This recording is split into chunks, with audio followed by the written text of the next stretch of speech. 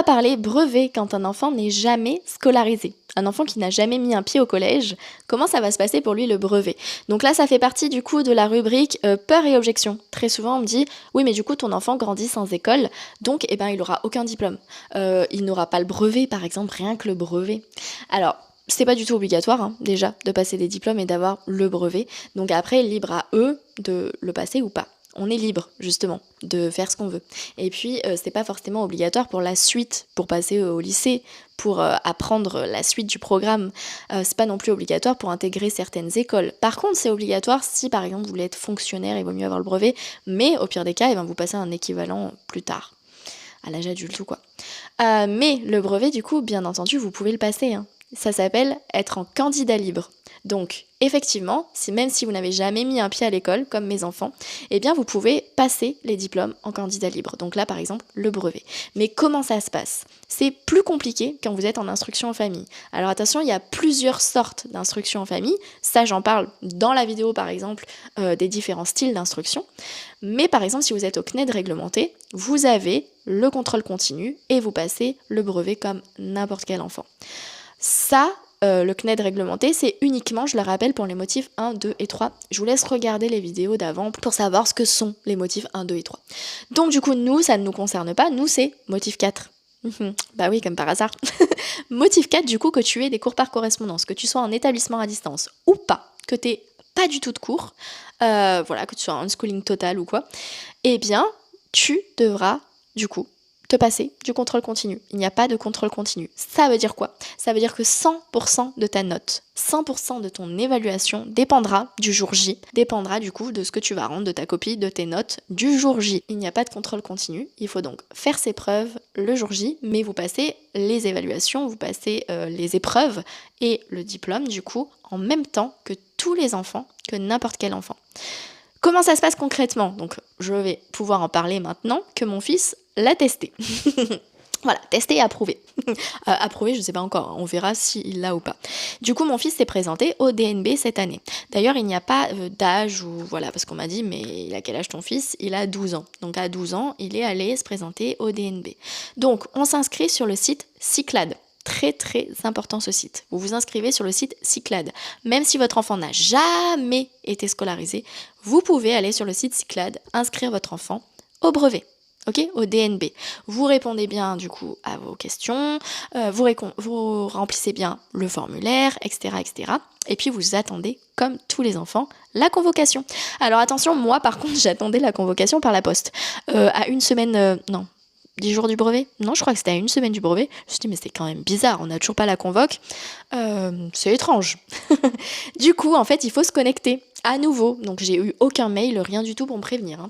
Vous vous connectez à nouveau sur votre compte, votre espace Cyclades. Et là, vous cliquez pour télécharger la convocation. Donc, elle est quelques jours avant l'épreuve. Je ne sais pas exactement, mais en tout cas, c'est pas tout de suite quand vous vous inscrivez, c'est un peu plus tard. Et donc, la convocation, vous êtes convoqué quand vous êtes en candidat libre dans un établissement aux environs. Donc là, c'était pas l'établissement le plus proche, c'est dommage, on devait traverser la ville, il y avait plus proche. Bon, en tout cas, c'était dans un collège du coup de notre ville. Donc, il avait les mêmes épreuves que les autres, il attendait devant avec sa convoque et sa carte d'identité comme tous les enfants. Donc il faisait la queue, il se présentait au moins 30 minutes à l'avance, le pion, le surveillant contrôle sa carte d'identité et sa convocation. Évidemment, ils ont quand même un petit peu tiqué vu qu'il est en candidat libre, donc ils ont dit toi, je te connais pas, toi. Vu qu'ils connaissent, globalement, leurs élèves, quand même, ils reconnaissent plus ou moins. Et du coup, il lui a dit, tiens, regarde, cet élève va dans la même salle que toi, suis-le. Donc ça, c'était cool, venant du surveillant. Très, très cool. Comme ça, au moins, il n'était pas perdu. Donc ensuite, comme tous les enfants, tu te rends à ta convocation, tu regardes sur la table ton nom, tu fais ton épreuve comme tous les autres. T'oublies pas de bien rentrer toutes les infos et tout, comme les autres, toutes les infos qui sont sur ta convocation. D'ailleurs, du coup, comme il n'a pas d'établissement, lui, il doit marquer juste l'académie, en fait. Il marque l'académie, bien entendu, bien son numéro de candidat. Par contre, une différence très très importante aussi, c'est qu'il y a des épreuves supplémentaires, des épreuves spéciales pour le candidat libre. Par exemple, l'anglais écrit. Alors là, pour le coup, tous les élèves à la fin, là, c'était sur 3 jours cette année le DNB. Le 3e jour, le dernier jour, à l'épreuve du matin, c'était, je crois, mathématiques. Ils ont dit à tous les élèves d'enlever leur nom sur les tables. Comme ça, c'était fait, quoi.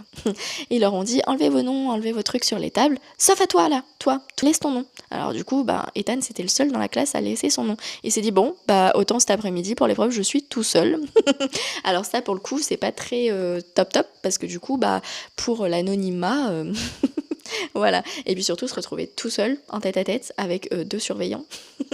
Bon bref, et en fait au final quand il s'est présenté l'après-midi, d'ailleurs l'après-midi c'était vraiment pas cool, hein. Il a eu 3 épreuves l'après-midi, la chaleur qu'il faisait, pas de ventilateur, c'était un peu chaud quand même, hein, c'est le cas de le dire. Bref, et du coup en fait il commence à monter les marches pour se rendre à son épreuve d'anglais écrit, et il y a une professeure pardon, qui lui dit attends, où tu vas et tout, et il dit j'ai une dernière épreuve moi. Et elle dit non mais attends parce que tu t'es un candidat libre, et elle dit oui, et il dit on vous a changé de salle en fait pour vous regrouper et tout, donc là déjà ouf, il sera pas tout seul. Du coup il dit moi c'est la telle salle, et en fait au final, tous les élèves l'ont rejoint dans cette salle. Donc c'est bon, en fait, il allait bien à la bonne salle.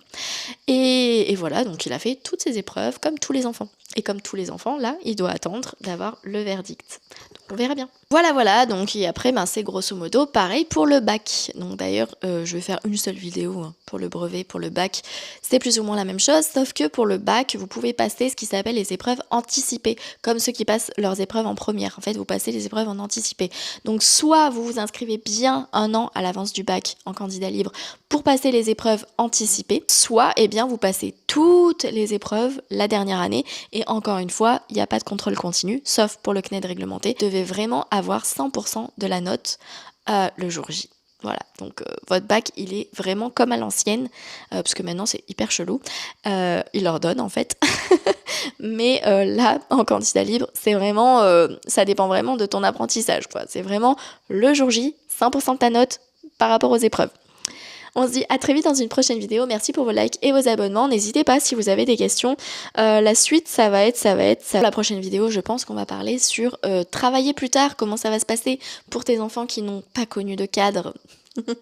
Allez, ciao. Instruction en famille.